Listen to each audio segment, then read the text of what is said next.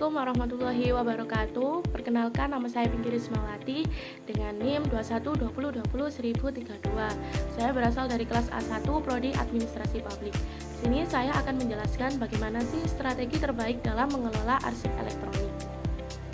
Jadi, mengelola arsip elektronik dengan efektif memerlukan strategi yang terstruktur dan sesuai dengan kebutuhan organisasi. Berikut beberapa langkah terbaik dalam mengelola arsip elektronik.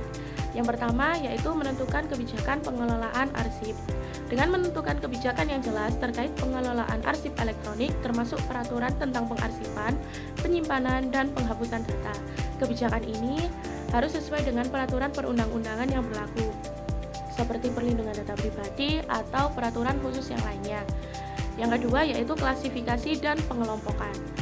Arsip elektronik harus diklasifikasikan berdasarkan kategori tertentu, seperti jenis dokumen, tanggal, atau tingkat kerahasiaannya, sehingga hal ini dapat mempermudah pencarian dan pengelolaan arsip di masa mendatang.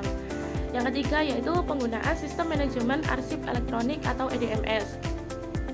Gunakan manajemen arsip elektronik atau Electronic Document Management System atau EDMS yang memadai untuk memudahkan pengorganisasian, pencarian, dan akses ke arsip.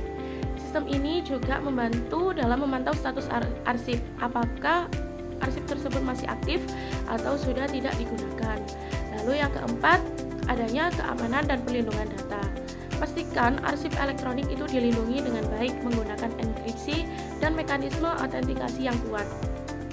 Sistem ini harus memiliki kontrol akses yang jelas untuk mencegah akses yang tidak sah. Lalu yang kelima, cadangkan dan pemulihan data.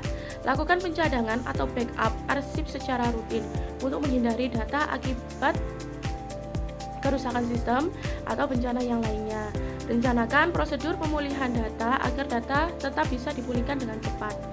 Lalu yang keenam, adanya standarisasi format dan metadata. Pastikan format file yang digunakan itu memiliki standar dan mudah diakses di berbagai platform. Selain itu, metadata yang lengkap akan mempermudah pencarian dan identifikasi dokumen di kemudian hari. Lalu yang ketujuh, pengelolaan retensi arsip.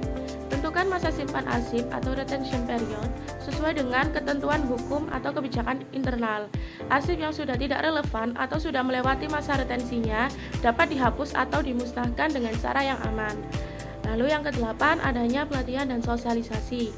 Berikan pelatihan kepada staf yang terlibat dalam pengelolaan arsip elektronik mengenai prosedur dan kebijakan yang berlaku. Hal ini penting untuk memastikan semua orang dapat memahami dan mematuhi aturan yang ada. Lalu yang kesembilan, lakukan audit dan evaluasi secara berkala. Lakukan audit dan evaluasi secara berkala itu untuk memastikan sistem pengelolaan arsip elektronik dapat berjalan dengan baik dan memenuhi standar yang diinginkan. Identifikasi potensi masalah dan lakukan perbaikan jika diperlukan. Baiklah, itu tadi adalah 9 strategi terbaik dalam mengelola arsip elektronik. Dengan strategi yang tepat, arsip elektronik dapat terkelola lebih baik, aman, dan mudah diakses sesuai kebutuhan. Sekian dari saya. Wassalamualaikum warahmatullahi wabarakatuh.